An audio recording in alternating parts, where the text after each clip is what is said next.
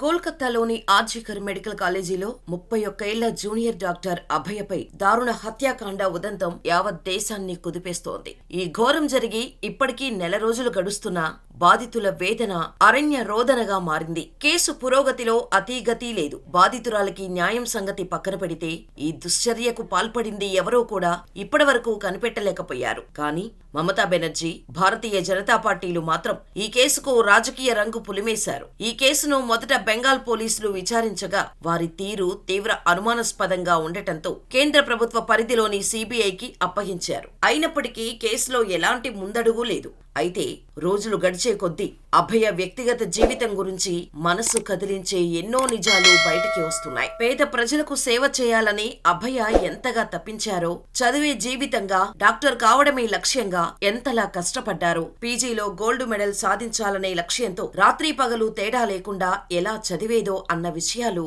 ఆమె తల్లిదండ్రులు చెబుతుంటే చుట్టూ ఉన్న వాళ్ల కళ్లల్లో నీళ్లు తిరుగుతున్నాయి. తాజాగా అభయ వ్యక్తిగత జీవితం గురించి ఆమె తల్లిదండ్రులు మరో కీలక విషయం బయటపెట్టారు. తమ కుమార్తెకు పెళ్లి కూడా నిశ్చయమైందని, ఈ నవంబర్లోనే వివాహం చేయాలని కూడా నిర్ణయించినట్టు వెల్లడించారు. ఓ కుర్రాడిని ప్రేమించి పెద్దలను ఒప్పించి మరీ పెళ్లికి సిద్ధమైందని, కానీ ఇంతలో ఈ ఘోరం జరిగిందని కన్నీళ్లు పెట్టుకుంటున్నారు.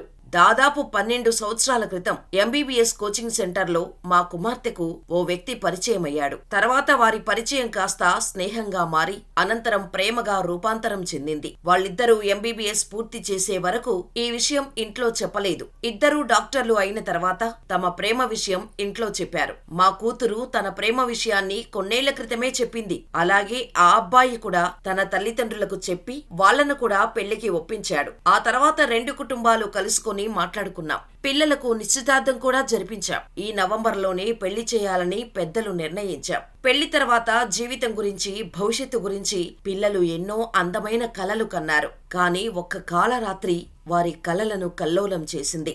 మా బిడ్డను శాశ్వత నిద్రలోకి జారుకునేలా చేసింది అని అభయ తల్లిదండ్రులు కన్నీటి పర్యంతమయ్యారు. కాల్ రికార్డ్స్ ప్రకారం హత్యాచారం జరిగిన ముందు రోజు కూడా, అంటే ఆగస్టు 8న అర్ధరాత్రి 11:30 వరకు తనకు కాబోయే భర్తతో అభయ ఫోన్లో మాట్లాడింది. ఆ తర్వాత కొద్ది గంటల్లోనే వారి అందమైన ప్రేమ కథ, బంగారు భవిష్యత్తు కలలన్నీ ఛిద్రమైపోయాయి. ఆగస్టు 9వ తేదీన అభయకు ఆ అబ్బాయి ఫోన్ చేస్తే ఎలాంటి రెస్పాన్సూ లేదు. పనిలో బిజీగా ఉందేమో అని భావించి డిస్టర్బ్ చేయొద్దని సైలెంట్ అయిపోయాడు. ఆ తర్వాత కొద్ది నిమిషాలకే ఈ ఘోరం గురించి అతనికి తెలిసింది. అతడి గుండె ముక్కలైపోయింది. వెంటనే అతడికి అభయ తల్లిదండ్రులు గుర్తుకొచ్చారు. ప్రాణంగా ప్రేమించే తమ కూతురు ఇక లేదని తెలిస్తే వాళ్లు ఏమైపోతారో అని కంగారు పడ్డారు. వెంటనే వాళ్ల ఇంటికి వెళ్లి అభయ తల్లిదండ్రులతో కలిసి ఆస్పత్రికి వెళ్లాడు. 13 సంవత్సరాలు తన చేయి పట్టుకుని నడిచిన ప్రియురాలు, మరో 3 నెలల్లో కాబోయే భార్య ఇక లేదని తెలిసి ఆ యువకుడు పడుతున్న వేదన అంతా ఇంతా కాదు. ప్రతిక్షణం అభయను తలుచుకుంటూ ఈ క్లిష్ట సమయంలో ఆమె తల్లిదండ్రుల పక్కనే ఉండి వాళ్లకు ధైర్యం చెబుతూ ఆ యువకుడు ప్రత్యక్ష నరకం అనుభవిస్తున్నాడు. కాని తన బాధనంతా గుండెల్లోనే దాచుకున్నాడు. తన కాబోయే భార్యకు న్యాయం కోసం నిశ్శబ్ద యుద్ధం చేస్తున్నాడు. కానీ పశ్చిమ బెంగాల్ ముఖ్యమంత్రి మమతా బెనర్జీ చేసిన తెంపరి పని ఆ యువకుడిని ఉలిక్కిపడేలా చేసింది. ముఖ్యమంత్రి వంటి బాధ్యతాయుతమైన పదవిలో ఉండి ఆమె చేసిన వ్యాఖ్యలు తీవ్ర దుమారం రేపాయి. ఈ ఘటన జరిగి, అంటే అభయపై హత్యాచారం జరిగి నెల రోజులు దాటింది. ఇకనైనా ప్రజలు దాన్ని మర్చిపోయి దుర్గాపూజలకు సిద్ధం కావాలి అంటూ మమతా బెనర్జీ వ్యాఖ్యానించారు. దీంతో సీఎం మమతా బెనర్జీకి వ్యతిరేకంగా ఆ యువకుడు నిరసన గళం వినిపించాడు. మొట్టమొదటిసారిగా అభయకు కాబోయే భర్తని నేనేనంటూ మీడియా ముందుకు వచ్చాడు.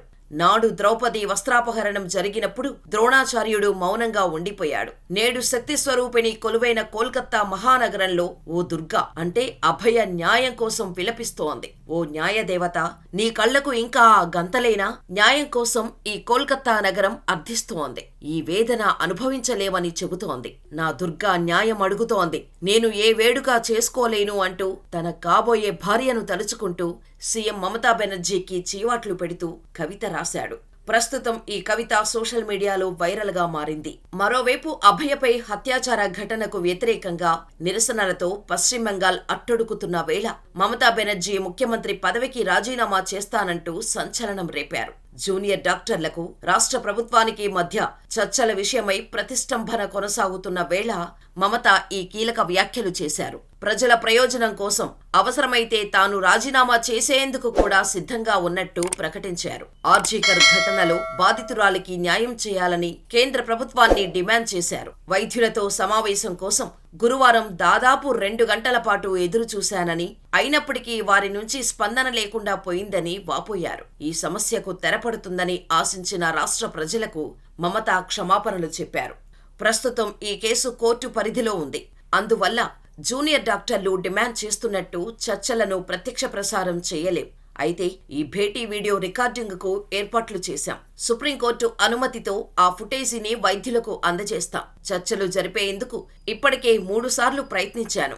వైద్యులు విధులకు దూరంగా ఉండటంతో 7 లక్షల మంది రోగులు ఇబ్బందులు పడుతున్నారు. ఇప్పటివరకు అమాయకులైన 27 మంది రోగులు మృతి చెందారు. ఆందోళన చేస్తున్న జూనియర్ డాక్టర్లపై ఎలాంటి చర్యలు తీసుకోను. పెద్దవాళ్లం కాబట్టి వారిని క్షమిస్తాను అని మమతా బెనర్జీ చెప్పారు. అభయ హత్యాచార కేసు రోజుకో సంచలన మలుపు తిరుగుతున్న తరుణంలో ఇప్పుడు మమతా బెనర్జీ ముఖ్యమంత్రి పదవికి రాజీనామా చేస్తానంటూ చేసిన ప్రకటన దేశంలో సంచలనం రేపుతోంది. మరి దీనిపై మీ అభిప్రాయమేంటో మాకు కామెంట్ చేయండి.